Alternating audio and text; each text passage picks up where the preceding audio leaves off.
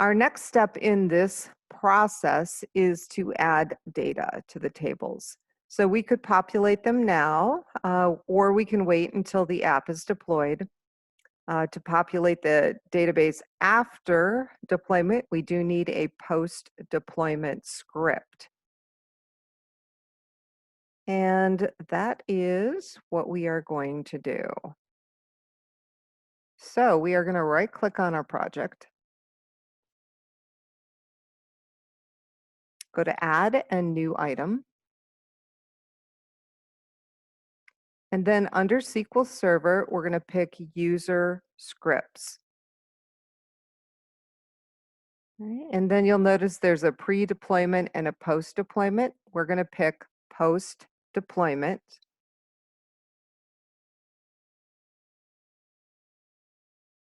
And we're just going to go ahead and keep the default name, and we're going to click on Add. Okay, so right now we've got a bunch of comments in here. I do have a post-deployment script. You're going to have to click on the link. Let me show you.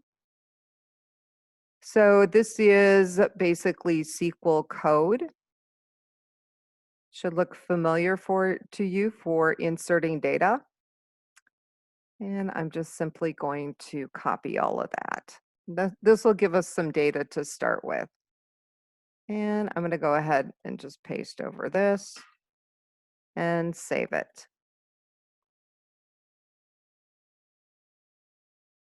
So at this point, we have our scripts. Got our script file, we got our 3 tables, so we got our 4 files. And what we're going to do is deploy. So we're going to press F5.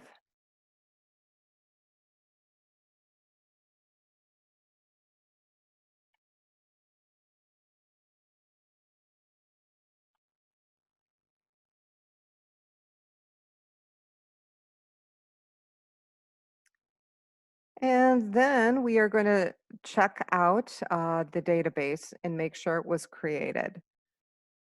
So we are going to go into the Object Explorer.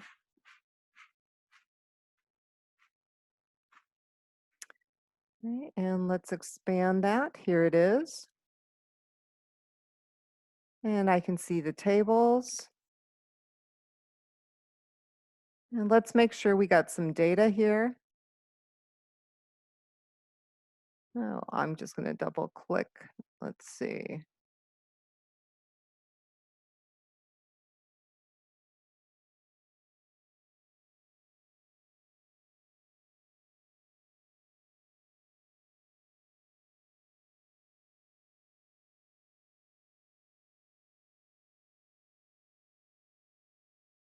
And let me double click on that. There it is.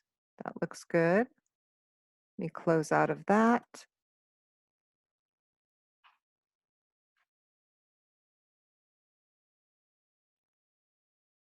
Actually, I think at this point, everything looks exactly how it should. So our next step is going to be to connect to a web app. And there is one thing you need to take note of, because the web app is going to need this information.